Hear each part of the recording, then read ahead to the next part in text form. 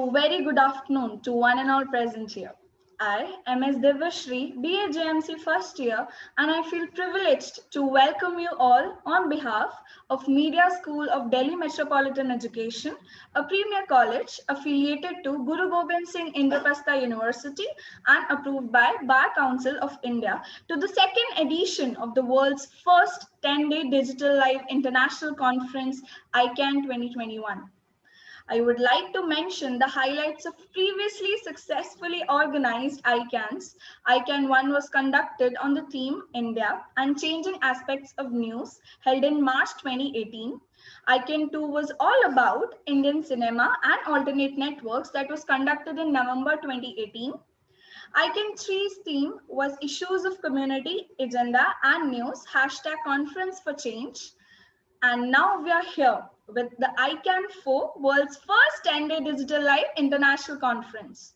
The theme for this year's conference is Information, Communication and Artificial Networks. And the hashtag for the conference, Communication Redefined.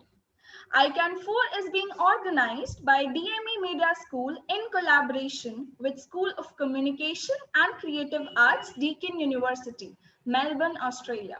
We also proudly announce that ICAN4 is supported by Indian Council of Social Science Research, ICSSR, with our knowledge partners being KR Mangalam University, Gurugram, Haryana, Adamas University, Kolkata, Makhanlal Chaturvedi National University of Journalism and Mass Communication, Bhopal, Vigyan Prasad, Government of India. ICAN's academic partners include Guwahati University's Department of Communication and Journalism, as well as the Institute of International Journalism at Ohio University's E.W. Scripps School of Journalism. Also, ICAN4's media partner is the Policy Times. Participation of about 60 eminent scholars from 5 continents and 11 countries, namely India, South Korea, Malaysia, Singapore, Bangladesh, USA, Mexico, France, Italy, Australia, and Ghana. More than 100 media educators and researchers have gathered to present their papers in the conference. 36 live sessions, including 9 technical sessions, 3 workshops, 7 panel discussions, 3 special sessions, and 10 master classes. All 9 technical sessions are being chaired and co-chaired by women scholars representing different states of the country. At DME Media School, we have Spark, students with positive attitude and resonating communication. Journalism at the DME is the official newsletter of DME Media School. This fortnightly publication covers all the major activities happening in and out the campus. It is a student-centric newsletter carried out entirely by them under the supervision of faculty members. DME TV, the official YouTube channel of DME, where you can find the playlist related to all the sessions, lecture series, film festival, and conference. It gives me immense pleasure to announce that we are now live on our official Facebook page. For more information, follow us on our social media handles, and the links are being shared in the chat box. Now, let me introduce to our guest of the day. Today we have Dr. Shankar Pandey with us. Dr. Shankar Pandey is Associate Professor and Head, Department of Journalism and Mass Communication, Surendranath College for Women, University of Calcutta, Kolkata, India, since September 2002. He completed his master's and PhD in journalism and mass communication from the University of Calcutta, Kolkata. He is a PhD supervisor at the Department of Journalism and Mass Communication, University of Calcutta. He is the first India ambassador of the International Association for Media and Communication Research, IAMCR, the preeminent global association for media and communication research. He completed the study of the United States Institute program organized by the United States Department of State, conducted at the Ohio University, USA in July-August 2015.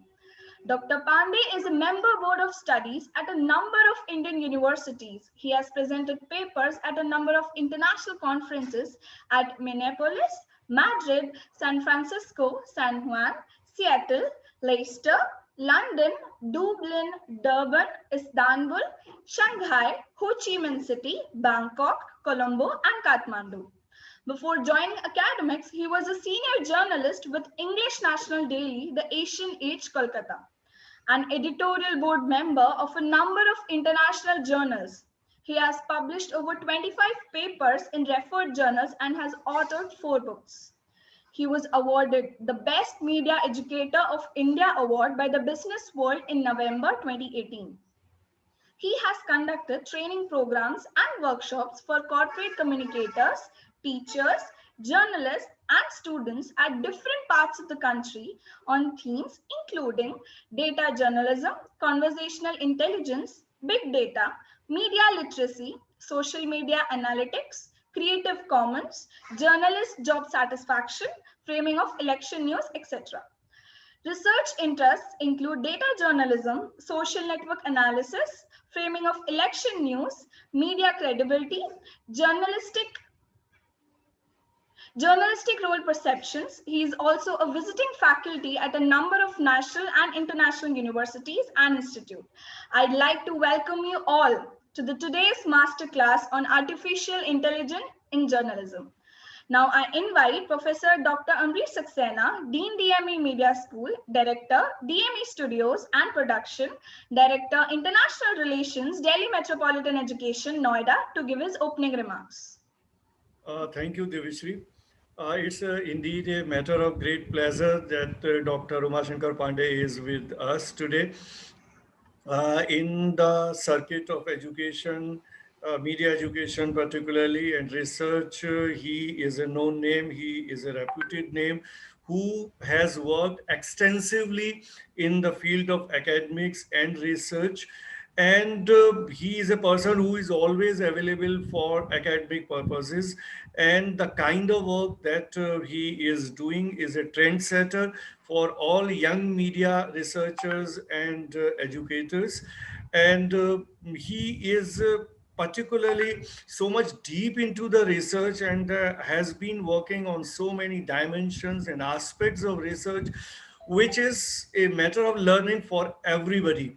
And since this conference is on information communication and artificial networks, and that is how I requested him to do something, for our students, for our participants and scholars, related to artificial intelligence. And that is how he has come out with with a very informative and very impressive presentation on artificial intelligence in journalism. We all know, those who are associated some way or the other in journalism, the kind of changes which are happening in the entire world since the time artificial intelligence has been introduced in journalism. In India too, a few media houses have started experimenting with artificial intelligence. When 2 years back I was working with Z Group, there also a separate task force was set up for this purpose, to which I was also a member, as to how artificial intelligence could be introduced in journalism field. So, but then obviously Indian media organizations are still to go a long way as far as using artificial intelligence is concerned, because there are so many complexities and modalities are there which we need to fulfill before we are going to this technology in the news sector and in the information dissemination sector. And we believe that Dr. Shankar Pandey will throw more light on this, and we will be enlightened by his thoughts. So I will not take much time, and I am eager to listen to Dr. Shankar Pandey. Thank you, sir. Now I'd like to call Dr. Shankar Pandey to take the session forward. Over to you, sir. Thank you so much, Divyashri. Thank you so much, Pramod. And I'm always honored whenever Dr. Amrish Saxena invites us for any program. And this has become so big and this has become so synonymous with Amrishji that we always look forward to this ICAN every year. And it's a sort of a get together for people like us, because there are so many friends from all across, and known people, and we want to hear them and we want to see what they're doing and all. And thanks to Dr. Amrish Saxena for doing this, working on this platform and creating this, because this takes lots and lots of effort. And I remember all this started a few months back, and he was very particular about who was doing what. So we discussed a lot of options, and it was he who suggested artificial intelligence. Thank you so much, Dr. Amrish Saxena. Thank you so much, Dr. Bala. For all your support and encouragement. And so let's start. Before I start, what I'll do is we'll just have a very small poll here, and it's there on my website. So I'll just share the website with you, and the link. Can you share the link, Pramod, or should Yes, I? sir. I'm sharing, sir. So if you go to this website, it's called profusp.com. You either click on read more from the home page, or there's a link that Pramod is sharing on the chat box. You come to this particular poll. There are 3 questions here, very simple questions. You just have to press in yes or no, and after you are done, we'll take this forward. I hope the link is visible to everyone. It's just there. It's profusp.com/usp-polls. Is there on the chat box, or you can also go to profusp.com. That's the home page.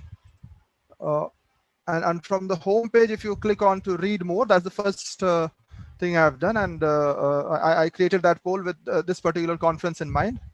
So there are 3 questions on artificial intelligence. So once you do that, I will be, or you can yourself see the results the moment you vote there.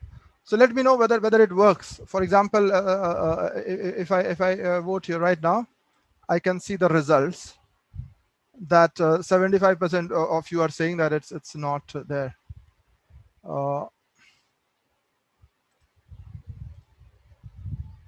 Even for this thing. So let's please cast in your vote, and let's see how this carries on. And then we'll have a small demonstration on how artificial intelligence is so creatively used in so many places.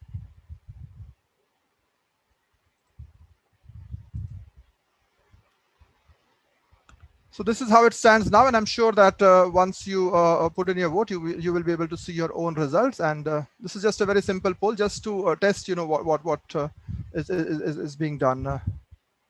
So not many people have voted here. Just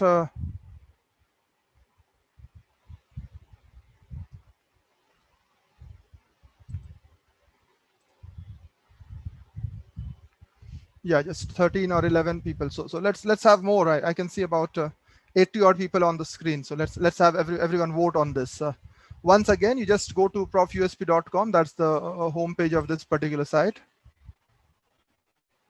Just click on read more on the first one, or you can also click on the link that is being shared on your chat box. So just wait for a minute before everyone votes, so that we can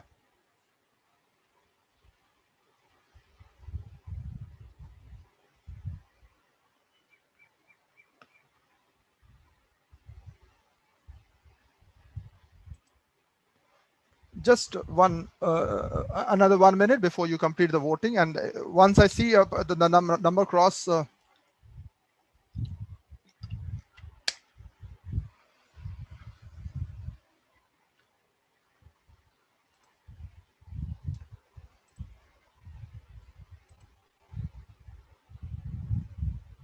still about only just 19 people have voted. So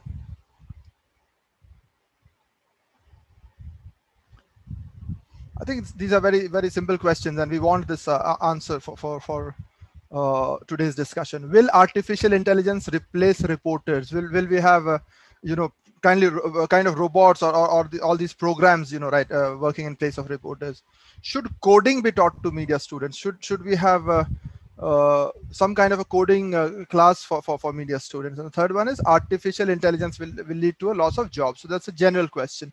That's not just about media. That's about regular questions. So let's hope everyone is voting, or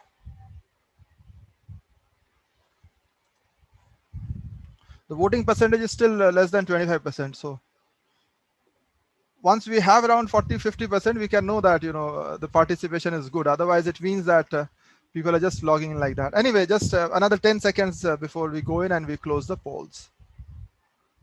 So let's see how it goes now.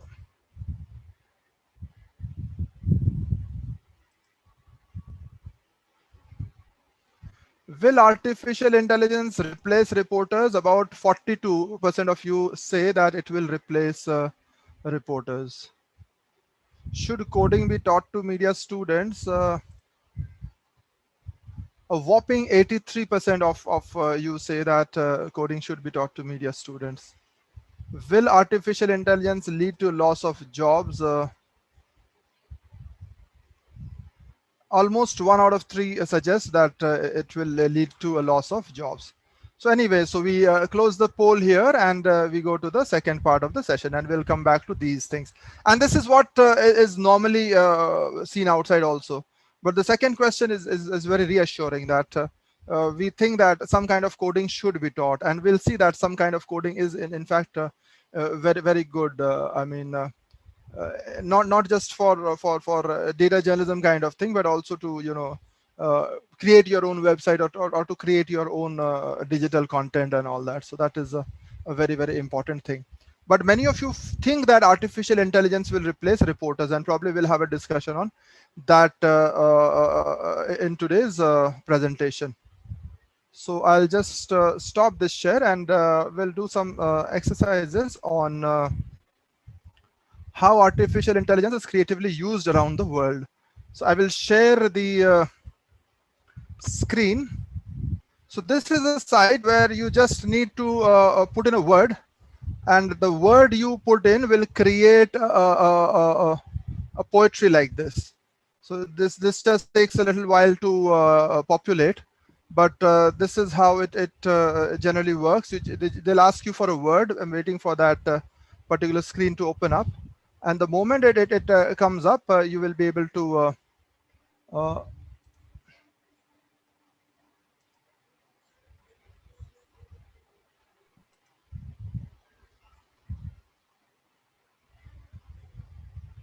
so okay, so these are the words which people have put in, and just after putting in a word, they get lots and lots of words out of it.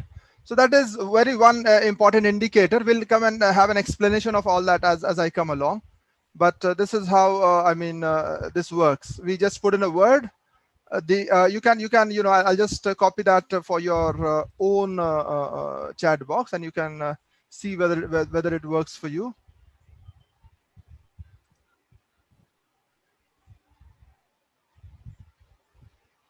Where's the chat box? Can Pramod, can you copy this link on the chat box, please? Yes, sir. For some reason, I can't get the chat box. Okay, sir. I will do that. Just give me a minute. Okay.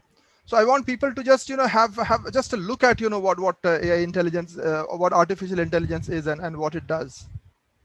So you just put in a word, and they will create maybe 100 words, 500 words, 1,000 words, and it's just created. So this is just one of the links. I'll just demonstrate 4 or 5 of these things. They will ask you just lend us a word, and we'll do this. So it's called artsexperiments.withgoogle.com/poem-portraits/poem.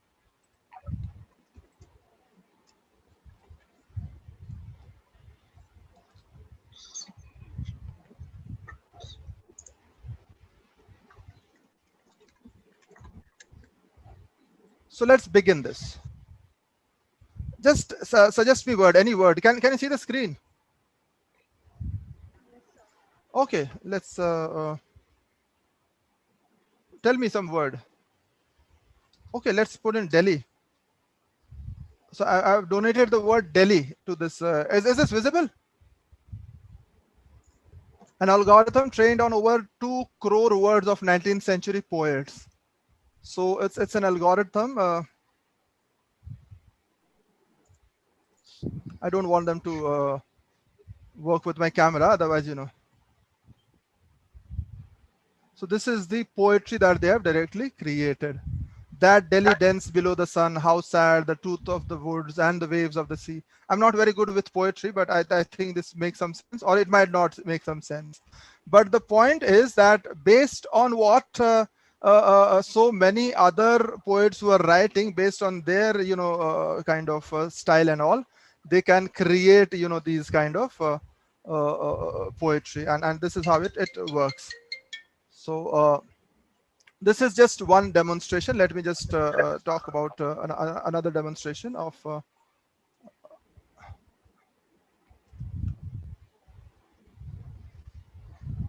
I'm not going to play this here today, but we are doing this just for a particular reason, and that's why I'm showing this here. So this is again called Brain FM / App Player, and here you just need to think on what are the music that you want to play, so that either you can focus, or you can work, or you can do whatever, and the music will start playing, and it is supposed to help you to focus, or it is supposed to help you to work out, or supposed to do any kind of things. So for example, this is how the focus thing goes on. Is the audio audible? Yes, sir. Yes, sir, we can hear you and we can see you also. See your screen.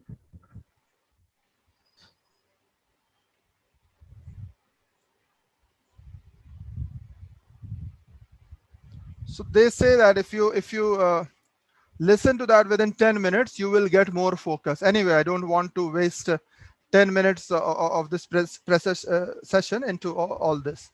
But this is another demonstration of what AI is, or how AI works. Let's talk of another thing.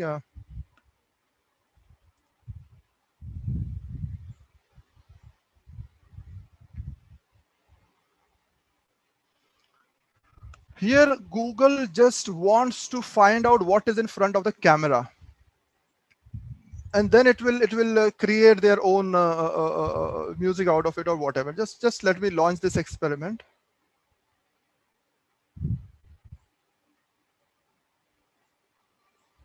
If I say let's go,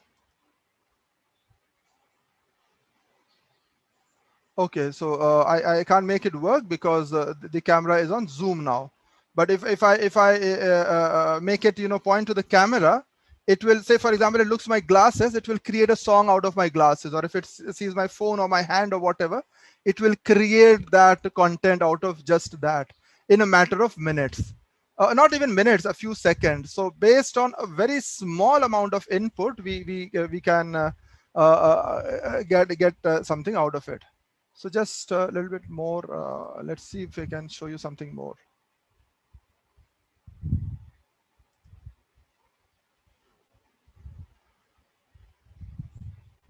This is not what I can demonstrate here, but this is what is again, what AI is supposed to do.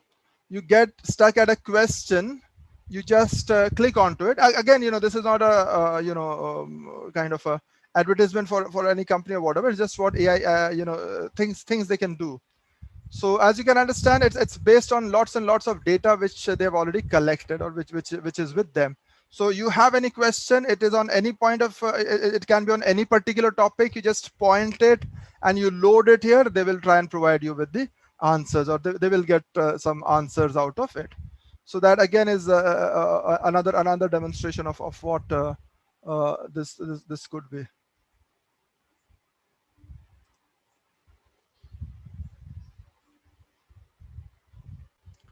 This is for people like me who are atrocious with drawing. There is an auto draw feature here. You can I mean, if you want, you can work along, just click on to autodraw.com, and this is what comes out. So all of you can try out on your own. This is very interesting because this tells you how AI works and how AI does not work, because that is also very, very important. So for example, if you click onto this auto draw, let's draw something, and with my bad drawing, let me just draw something, just whatever. Can you see on the top of the screen? Can you see this out, or do you want me to zoom in this? Yes, we can. Yeah. Yeah. Do you want me to zoom it? No, sir, it's visible. It's visible. All the tools can be seen. No. This. I mean, do you mean this kind of a thing? That Yeah, after the tools can be seen. can you see all this? I mean, Yes. just by drawing this, they're suggesting that okay, this could mean this thing. So it tells me that this is drawn by me. I could never draw anything as good as this. So you just draw in something, but then they will kind of the point I'm trying to make is somewhat different.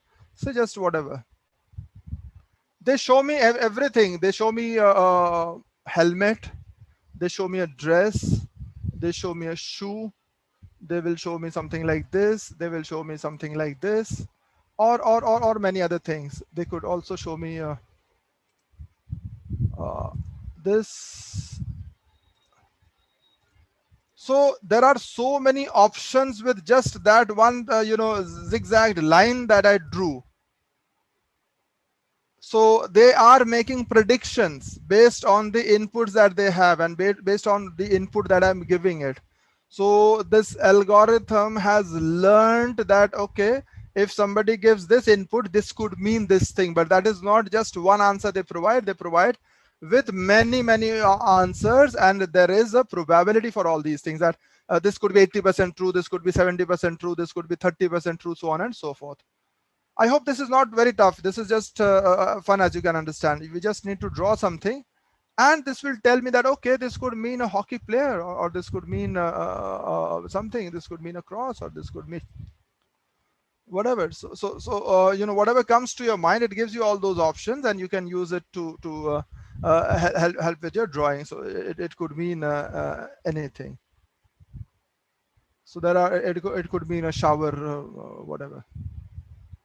So this is another option that AI offers us, that we just need to put in any kind of an input. It will try and anticipate, or it will try and predict what that input could be.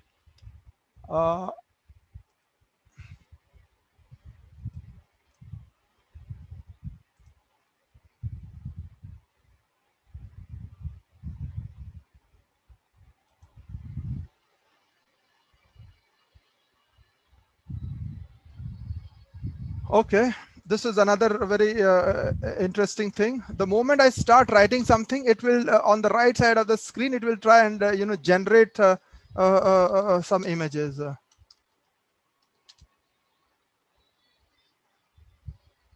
Can you see on the right hand side of the screen? So based on the inputs, they're trying to create images. I don't understand what they are, but at least they are creating something which I couldn't have created just by putting in just these simple words. This is very interesting. How many of you play the piano? Does anyone here play the piano? I guess Pramod plays the piano, no? Okay, so this is supposed to somebody's raising their hand. Is there, am I audible? Is everything right? Yes, sir. You're audible, sir. Okay. So say, for example, this is it, and I'm playing it from the mouse. So please pardon me for any violation of human rights.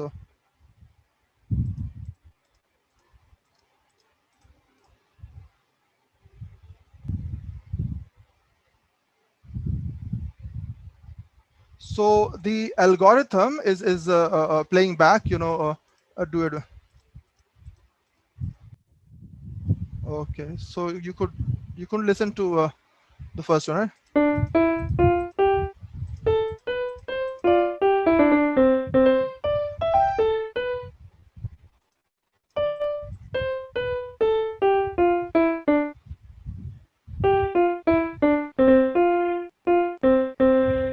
So with my inputs, it is trying to create something better. It is having a duet with me. So it's called experiments with google.com/ai/duet/view.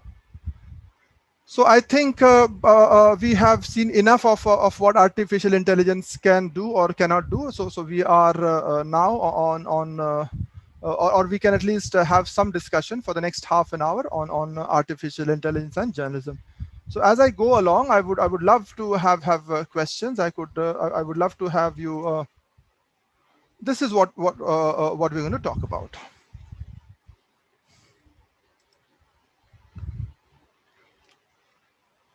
So when we are talking of machine learning, so we'll see that the terms machine learning and artificial intelligence are used somewhat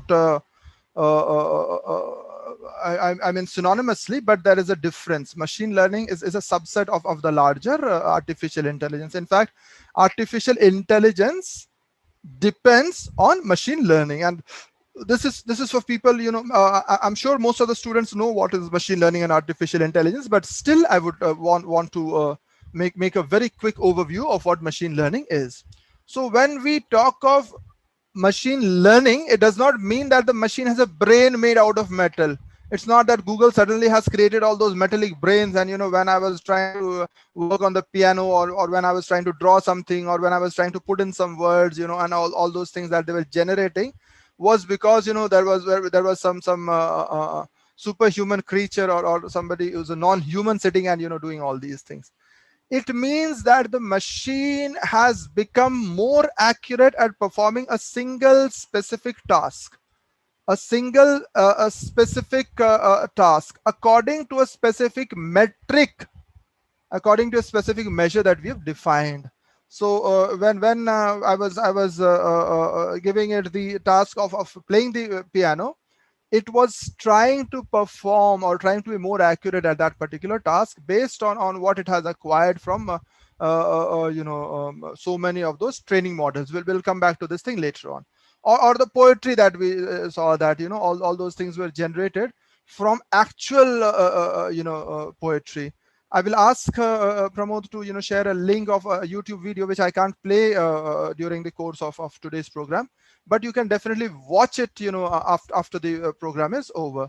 So it doesn't mean that the machine suddenly has a metallic brain. It means that it has become very accurate at performing a single specific task, and that's important. So this is from the Digital News project, and there are so many other scholarly work on that. Of course, we can't talk on all of that, but a large number of people, they believe that artificial, and this is based on these surveys. So a large number of people believe that it is one of the most enabling technologies for journalism. 7 out of 10 people think, just like you did when we did that survey, that a majority of the people think that it is a very, very enabling technology for journalism, or it's important for journalism. So this is the thing, the most important thing going forward. So at least that's what people. And this is from what is happening in actual news room. So apart from all the creative tasks that we saw that artificial intelligence can do, this is something that is actually happening in newsrooms. So there is this Peruvian news outlet, Ojo Publico. It's created a tool to spot potential patterns of corruption in government procurement contracts. So they can actually, because the machine learning or this particular algorithm has been fed hundreds and thousands of contract documents, and it has been trained to see that, okay, this is what a normal document looks like, and this is what a corrupt or a corrupt kind of a document looks like. So based on that, when we feed it a new document, it will raise a red flag. There is something wrong there, or at least you can work on that. So as you can understand, the first part where we actually feed in all the documents and we tell them that this is corrupt and this is not corrupt, that is done by humans. And after it has detected those corrupt documents and all, the next task is also for the humans. So this particular algorithm, or this particular AI affordance is actually limited to one specific task, and that particular specific task it can do faster and more efficiently than human beings, and that is very, very important. So this is a tool. This is just a tool, like a telephone or mobile or whatever we will see as we go on.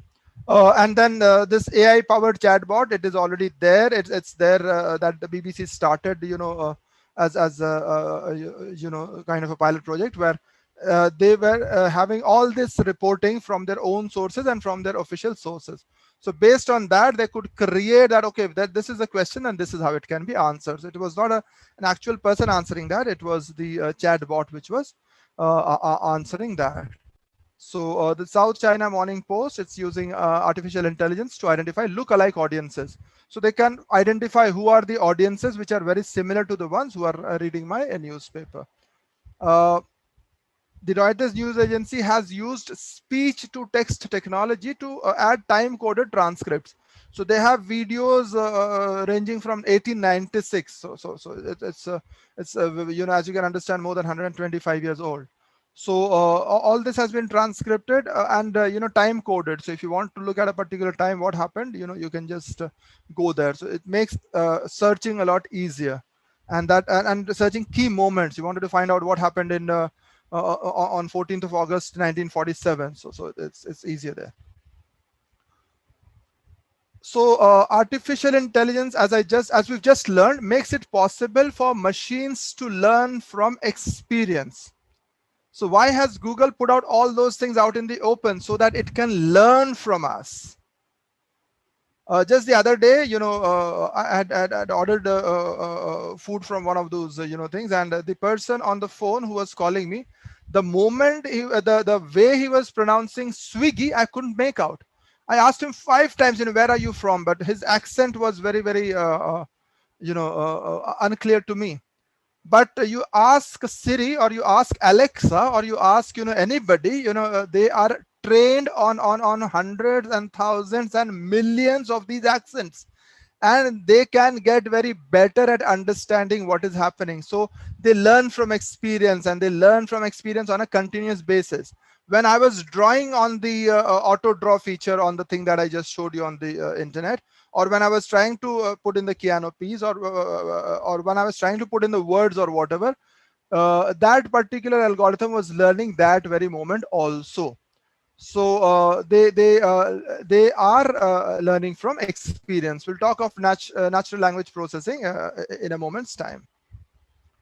So machine learning, as I said, is just one branch of artificial intelligence. It's a subset of artificial intelligence. So it doesn't mean that it is becoming intelligent on its own, but it can learn from examples, or it can be made to learn from examples or analogies, and it can predict that this is what can happen. We'll explain all these things as we go along.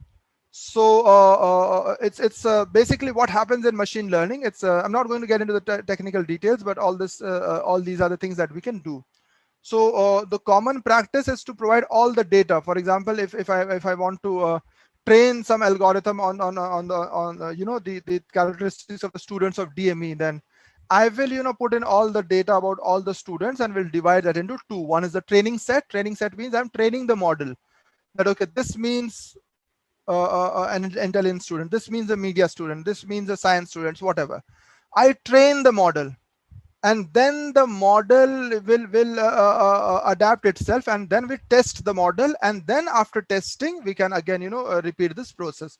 So it is an iterative process. We train the machine into learning a specific task, just that particular specific task. It cannot do anything else. It cannot fetch water by itself. It cannot switch on the sharing screen and change all those things all by itself. It can only do certain specific tasks which it has been taught to. So basically, machine learning, I'm showing all that because we'll come to the journalism part of it, but it's important that we understand the background of it. So the part is that the machine learning is basically of 2 kinds, more than 2 kinds, but 2 major ones. One is supervised learning, where we actually tell them that these are the labels. So in the document, I'll tell them that, okay, this means that this document is fine. In the other thing, I will tell them that the document is not fine. So I train the machine again and again and again, and when it sees the next document, it can tell me whether it is fine or whether it is not fine. See, I'm sure we use this in our everyday lives. I'm sure you've been receiving spam messages in your Gmail, in your Yahoo, in your Bing, or whatever accounts that you're using. You get those spam messages by hundreds of them. You don't have to manually sift through the spam. Google or Yahoo or whatever, they will by themselves they will send them to spam. How do they work? They work on these machine learning algorithms. Somebody many years ago, they started feeding the machines that, okay, if there is an email like this, that means not spam. If it's an email like this, it means it is spam. So if it is an email from a Nigerian prince who's saying that, suddenly I'm out of work, so I have $1 billion to invest in your company, so I'm looking for some good place, and I have so much money that I can't give everybody, so can you just send me your bank account number? So the moment Google sees that email, it will flag that as spam. It will make sure that it doesn't come to your account. So or many of these things.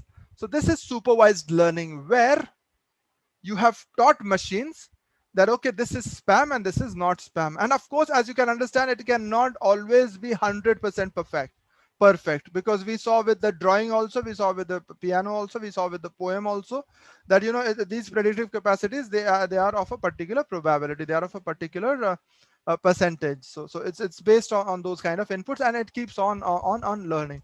So the computer is presented with inputs, and we tell them that this input means this.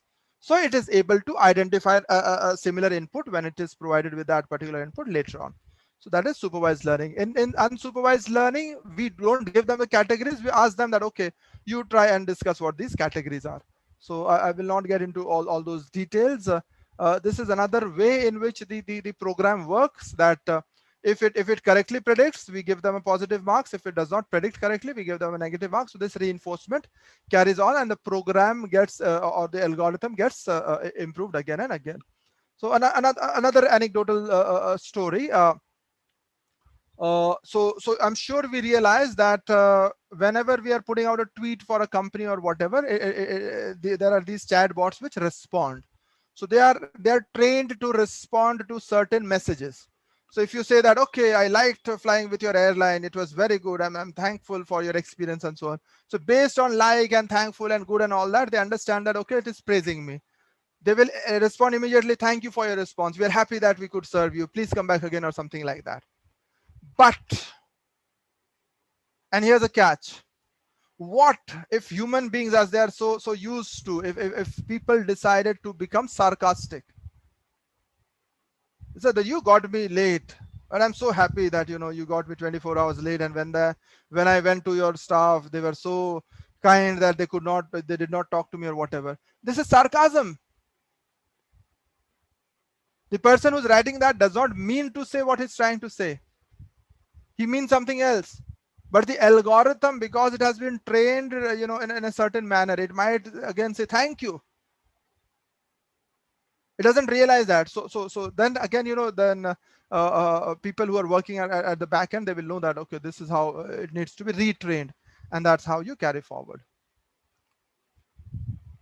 Now we come to the second part of the presentation, which is about artificial intelligence and journalism. So this is from this book by Francesco Marconi. It's called Artificial Intelligence and Future of Journalism. So there are three ways in which the new journalism model is going to change, or so these people believe. One is that this content is circulated and personalized through AI. So what Pramod will get, or what Divyashri will get, or what Ambrishji will get will be very different based on their taste, based on their requirements or whatever. And different people don't have to write that, because based on what you are, based on what your choices are, you will get customized content. Then the second part is to mine data from sensors. And we'll talk about some of those things in today's presentation, in just the next few slides. So I mean, to mine stories as they're happening, and in fact Reuters already has this news tracker where it is mining the social media data to find out if something is happening somewhere, and if it finds that to be credible enough, it will flag it, and it will post out on behalf of the organization. So you can use algorithms to mine data from sensors and sensors, in fact. And there are smart tools to speed up story packaging also. So it's just in the process of distribution, in the process of news gathering, and in the process of production, that artificial intelligence has a very, very important role to play.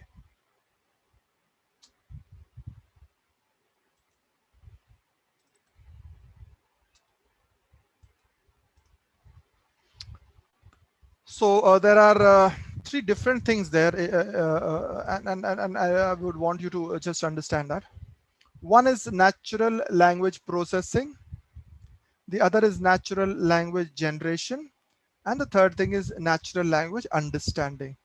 So the natural language generation, this is very important for journalism, that based on certain inputs, the algorithm can generate stories which look like as if they are generated by human beings.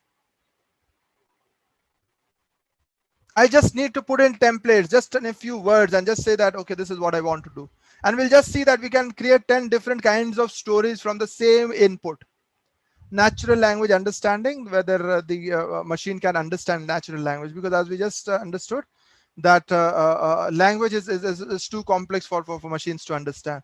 And I'm sure all of you have seen how atrociously Google Translate works at times, especially when you're trying to translate Hindi into English, or English into Hindi, or whatever.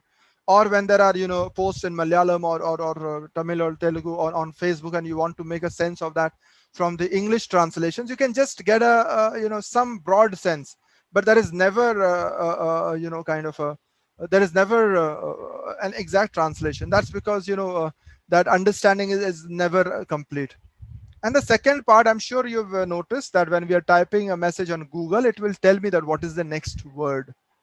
What is the next word that you're probably thinking based on your own ways of writing. So it has studied, what are the sentences you write. So if you write best regards at the end, the moment you type B, it will suggest, okay, I want planning to type best regards. So it's there to help you. There are too many implications of that. I will not get into the negative implications, but the point is clear that the machine is through this supervised and unsupervised learning has been trained not only to recognize language, but also to generate language, generate words, generate thousands and thousands and thousands of words. And that's what we do as journalists. I mean, so that is one place where it can help us. I mean, we will not say replace us, but it will help us. And this is where this automated news started the first time. On the morning of 17th March 2014, Los Angeles, a 4.7 magnitude earthquake struck. And within 3 minutes, the first news account appeared on the website of the Los Angeles Times. This was possible only because of these AI algorithms. Otherwise, humanly, it might not have been possible within 3 minutes. Probably somebody might have required 15 minutes or 20 minutes or whatever. But that is what automated news is, or that is what it can do. So this is at the heart, or this is at the core of artificial intelligence and journalism, which is natural language processing, the technology that aids computers to understand the human's natural language. And that is why they want you to talk more to Siri or Alexa or all these people. That is why they want you to go and type in all these things, so that they can use your things in the experiment. So when they do these experiments, their data sets run into billions, because we are providing them with all these inputs for free. So that's how the NLP can read, decipher, understand, and make sense of the human language. So this is how NLP is trying to understand how the human language works. And I've just spoken about what are the where are we using these NLP processes. The language translation application, that's one very, very direct way. Even Microsoft Word, when they're checking the grammatical accuracy of your text, it's working on this natural language processing. The interactive voice response systems, when we call centers, when they respond to your voice, it's actually not a real person. So it's based on this natural language processing. Based on your input, it has been trained to answer that, okay, if the input is this, the output will be that, or this is what the person wants to suggest. Or whether it is Siri, Cortana, or Alexa, that's another place where they understand. Although they talk about us in their own accent, although there are people, there are applications where they will actually talk in an Indian accent. Otherwise, Siri would always call me Yuma Shankar. So it's like the American accent for Indians, but it recognizes what my name is. And this is where it can actually assist journalists. So when there are huge documents, like in the Peruvian example we saw, so instead of us sifting through that manually or getting 50 people to sift through that manually, we can make use of natural languaging processes by just putting it in the PDF and asking the algorithm to just track it. Very good. So even in creating the summaries, and that's what people do. When you have all those documents, it would know where to create the summary from. So all these algorithms are trained to create those summaries.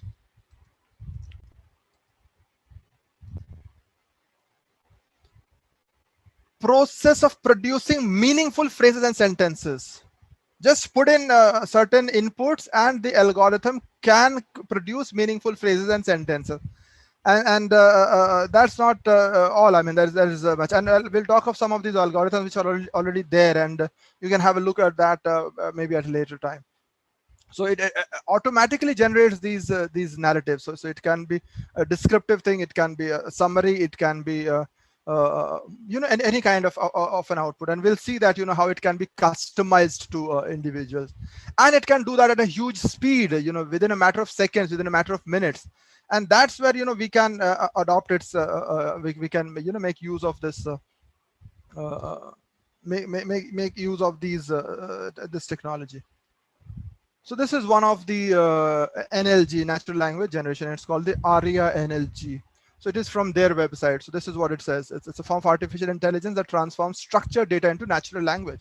So just provide the data. This is what 5 people, this happened, this does not happen. So you provide the input.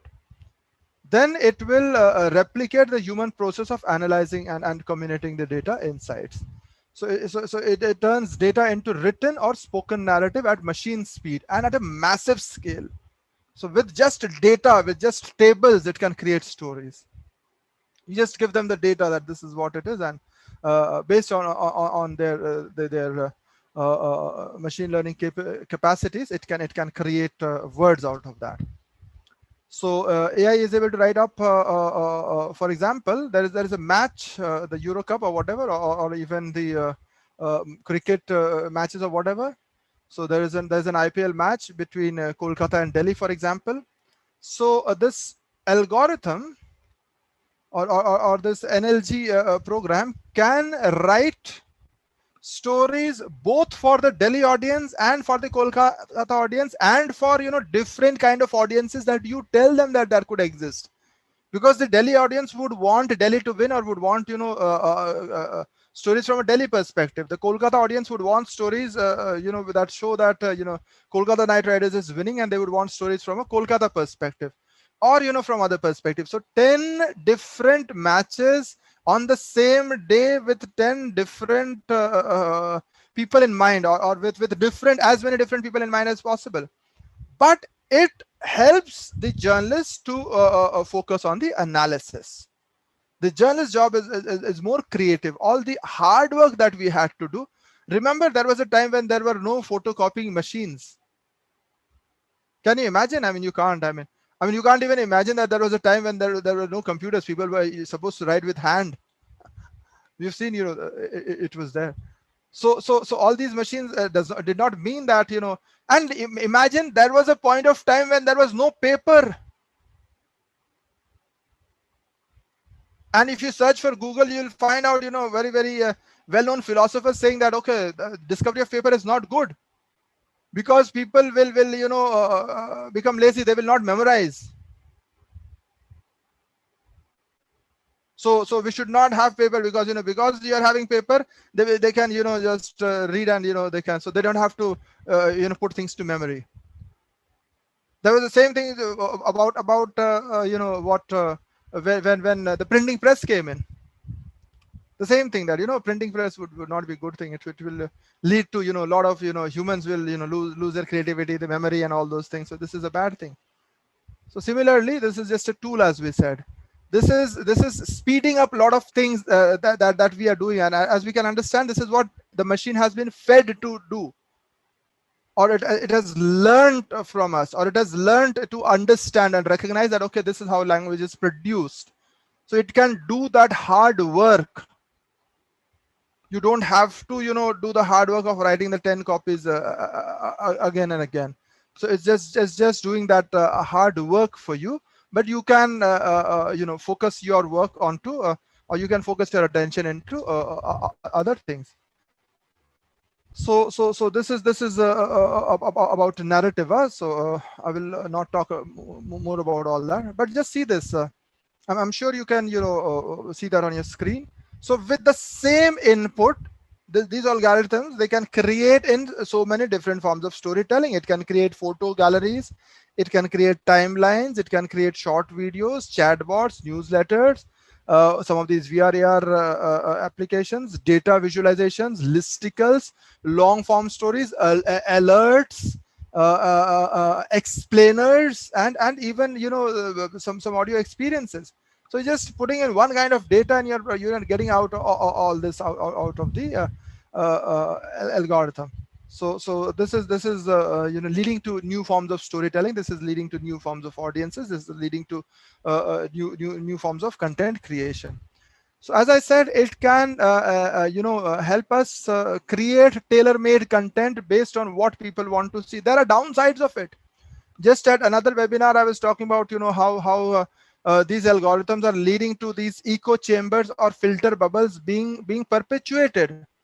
Because I like reading one kind of thing, or I have been reading only one kind of a thing, the algorithm knows that, okay, this guy, he likes these stories, so let him give more of this. So I get more of that. I don't even know what is the other perspective, or I'm more kept away from those diverse perspectives.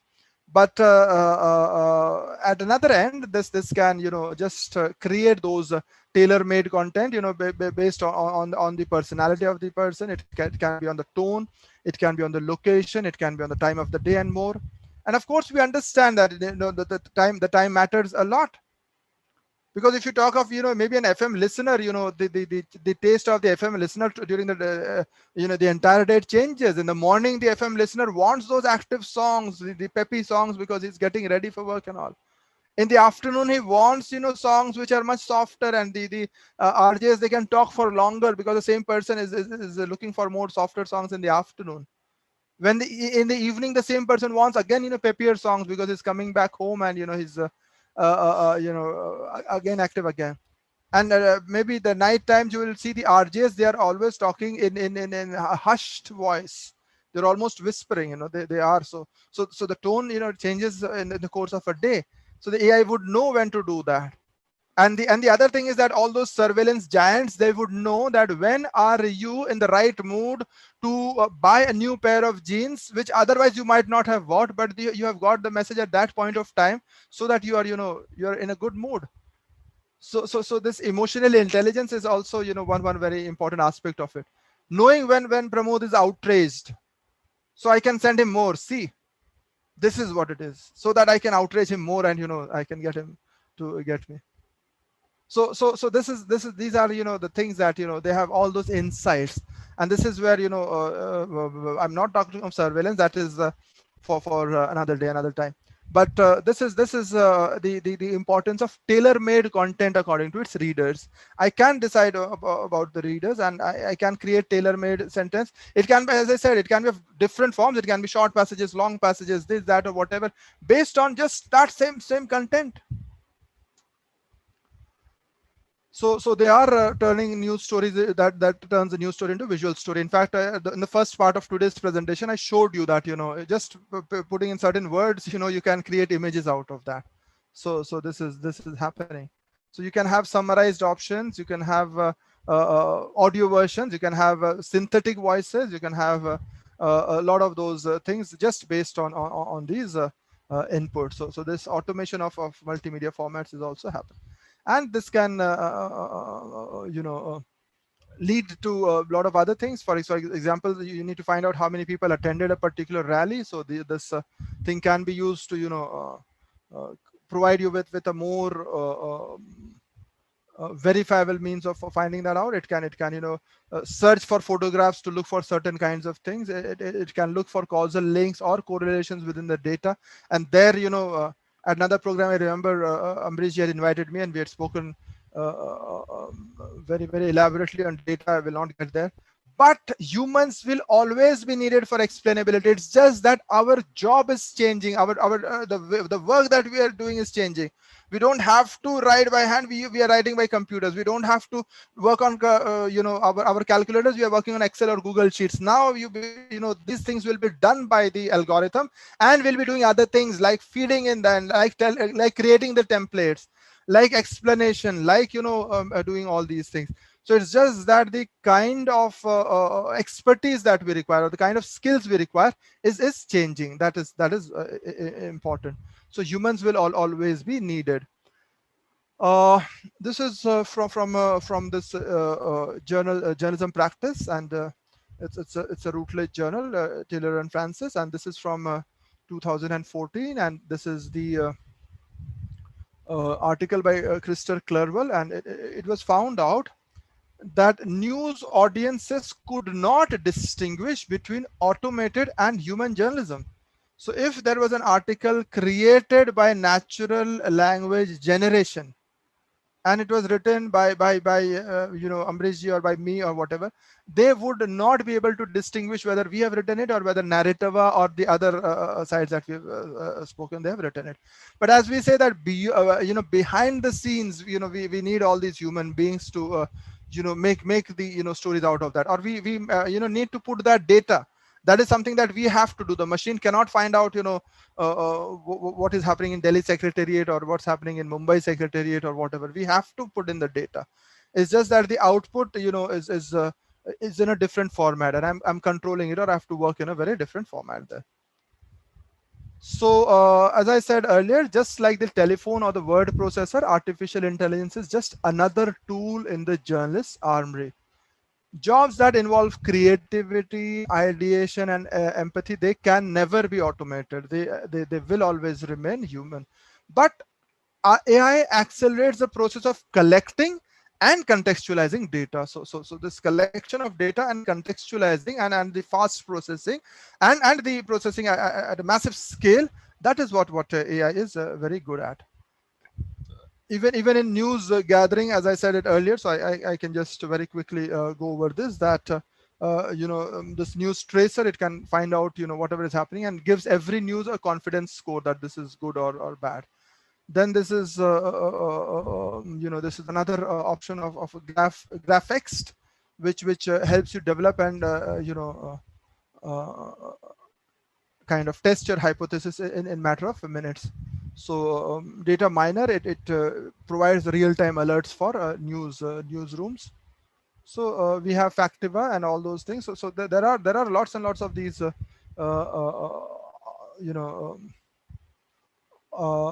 algorithms which help us to provide information about something which is happening at that moment. So it has freed journalists. So this is from the ICIJ site. It has freed journalism to pour over millions of documents in a custom-built search engine. So we don't have to do that hard work. Our work can now be in the analysis part. It can be now in the more creative part. It can be about creating those templates and looking at further ideas and future ideas. So again, that's not important. So this is how the distribution part works. So this is another way where AI can help us in the distribution or looking out at areas. So looking out at people who have been unreached, or so, and looking out for more audiences or more so this is what, again, I can this is about how to find out what is the impact of news stories, because as journalists we are not always very clear, but because of the richness of the analytics these days. We have these systems very quickly analyzing and telling us about the impact of that. So there are lots of issues regarding these algorithms, and algorithmic justice is a very important aspect. As I said, the machine is classifying something as spam as not spam. Machine is classifying somebody as safe or somebody as not safe. But there are lots and lots of human elements, and there are all those thick descriptions that have to be taken care of, because otherwise we might lead to a lot of exclusions and a lot of other discriminations which are avoidable, because you must understand that somebody is feeding the machine and telling them this is this and this is not that. So there are lots and lots of processes there. So these algorithms have to be looked at through this ethical angle again. So this methodological disclosure, that how did we come to this, it's very important. So that's why when we have all these people like the Cambridge Analytica or whatever, these disclosures become very important, so that whenever there is an algorithmic error or an algorithmic bias, and that's more important, that can be addressed. So that's one caveat that we have to attach to that. So this is one of the things that we might have journalists do in the future. So we might have automation editors who write the templates, because the machine learning algorithm will work on those templates. Think of the possible variations. I spoke of the variations based on the audience, variations based on tone, variations based on time, and so on and so forth. So they will think about those possible variations. They will also identify, verify, validate, and find out the credibility of the data sources as well. And they are also responsible for ensuring that additional information is also shared with the reader, because the template might not provide all the information. So we'll have, as I said, journalists working in a new direction. So so many of you who suggested that this is just let me talk about what you had said right at the beginning. I'm just talking about the polls. So I'm just looking at the results on my phone. So 1 out of 3 suggested that artificial intelligence will replace reporters. So I don't think that there is a lot of, but the good thing is that 67% of the audience believes that artificial intelligence will not replace reporters, and that is a very good thing.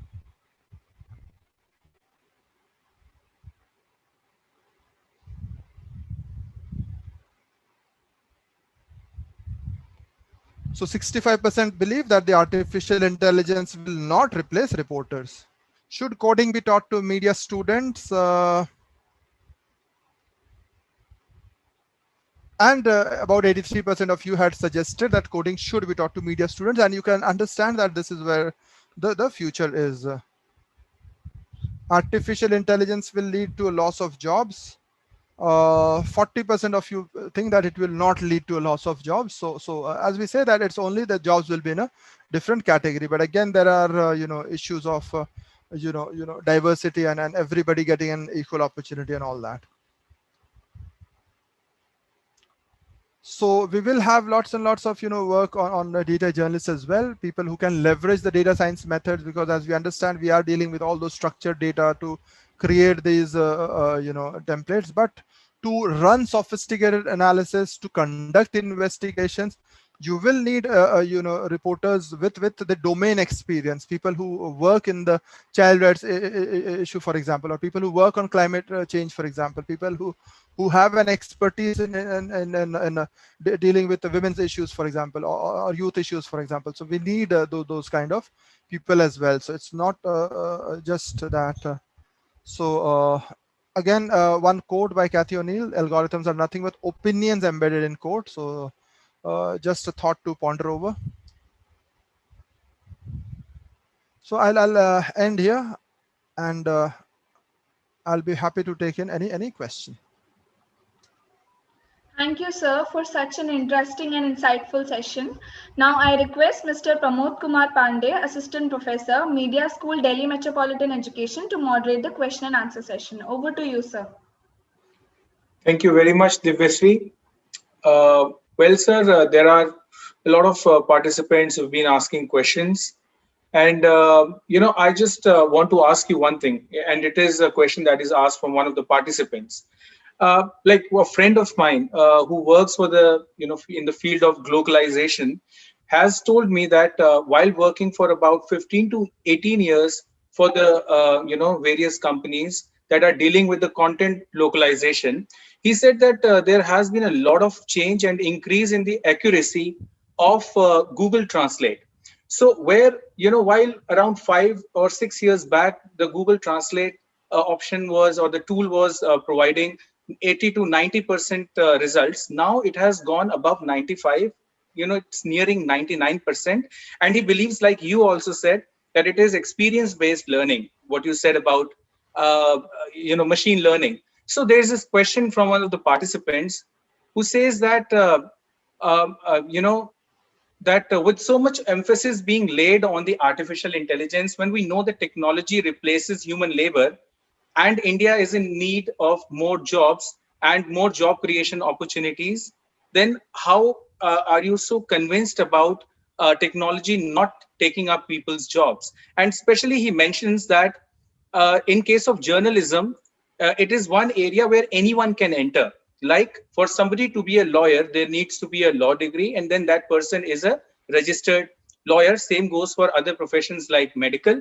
But in case of journalism, there is no such thing required. So in that case, the techno-savvy people who would learn the skills of operating certain softwares would be easily able to replace journalists. What are your comments on that, sir? So, in the last part of my presentation, I tried to address that kind of a thing. I come from Bengal. I've been born and brought up here, and I've lived my entire life here. And in the 80s and 90s, we had huge rallies in Bengal against computerization. I'm sure Ambrishji would remember that. There were lots of people who thought that, oh my God, these computers are coming. And I remembered, in school and being young, and people suggesting that computers have come and we will all be lost. It's only, the people of rich people will get jobs and all. But look what happened. Yes, sir. Yeah, in fact, I was also of the opinion that this is going to happen in 80s. And since there was unrest among the students against computerization and all, because we were feeling that after completing our studies, we will not be getting the jobs. So we were all opposed to computerization, in fact, in the early time. But, it opened up so many other opportunities. I remember many of my school friends, and they're still, in New Jersey, New York, and so many other places, because they could learn the coding and the idea of the emerging India. It started off with our adoption of software. And it started off in all those small towns, in those small cities and everywhere. I remember all those companies. I don't even know that whether those companies exist or not. GNet and all that, and it was regarded as if you do a course there, you can live happily ever after. You don't have to do anything. Although another company with children, I can't name that, and I wouldn't want to name them. So they also tried something, and it failed just in the last few months. So again, as we say, there are different ways of looking at it. I'm sure new technology has its downsides. As we say, that there are questions of algorithmic bias.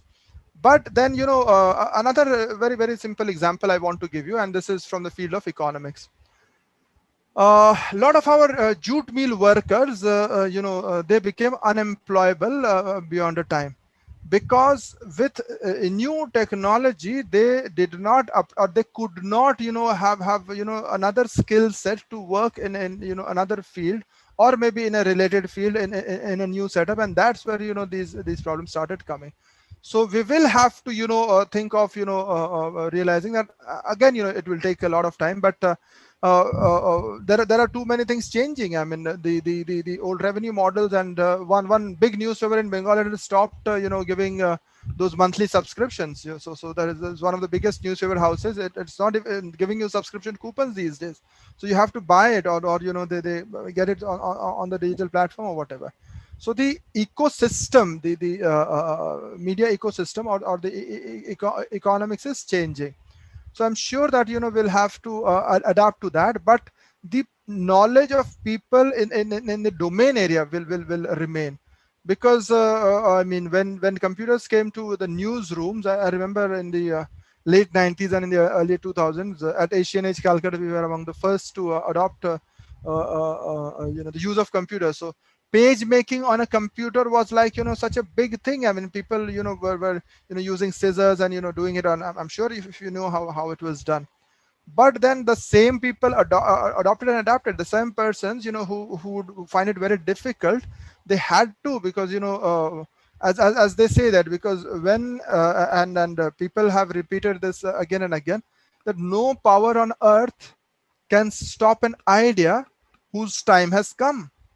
So whether we like it or not, this is what the reality is, and we have to update it to that.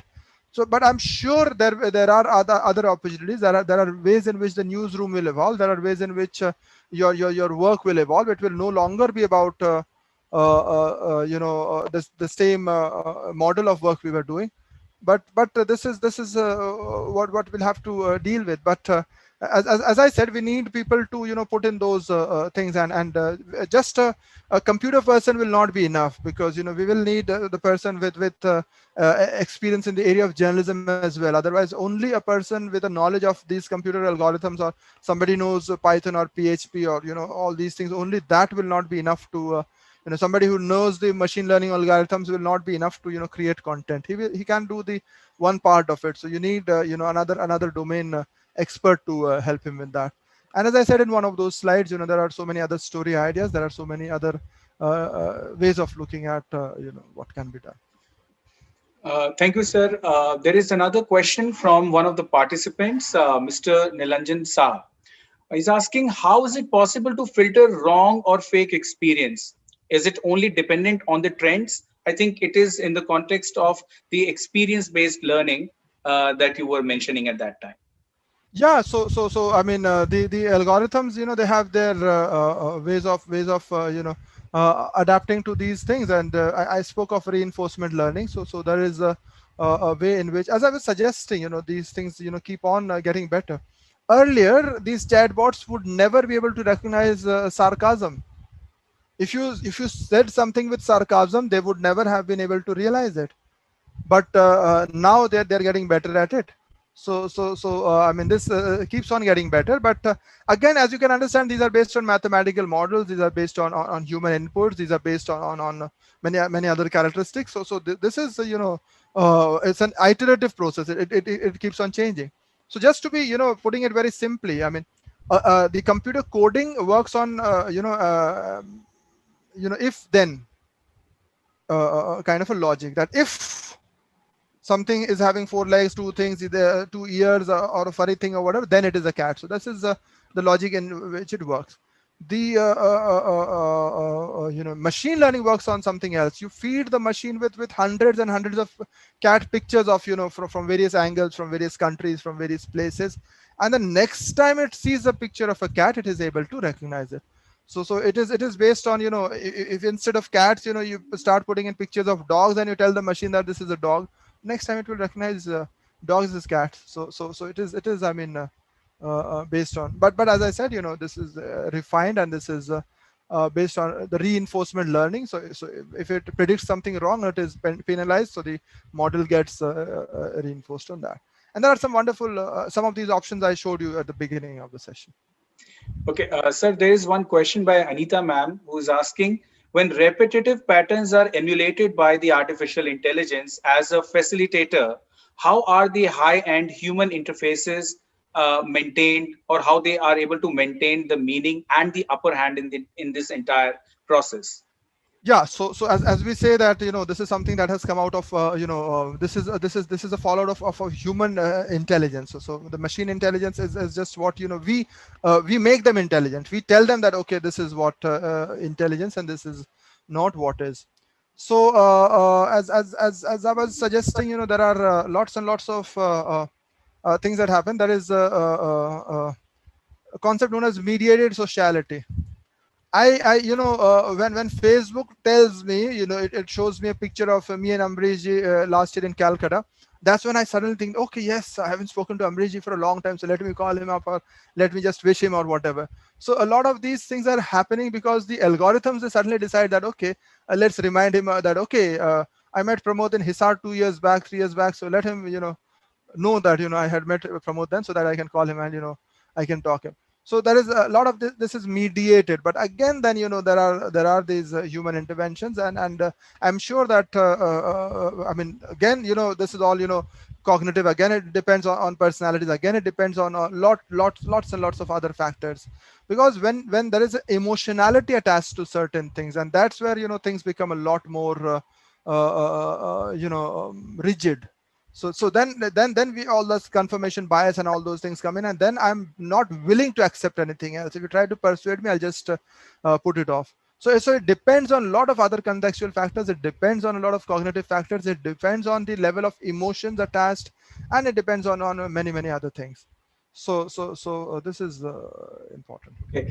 So there's a question by one of our faculty member, Sachin Nair. He's asking, and I am clubbing this question with one of the questions by one of our student, Ayushi Verma, who is very much concerned about the career opportunities and the future avenues. Sachin sir is asking, AI is already working with journalists in data mining and fake news. Are there more avenues where AI and humans can work together in conjunction instead of repeating the same old narrative of AI replacing humans?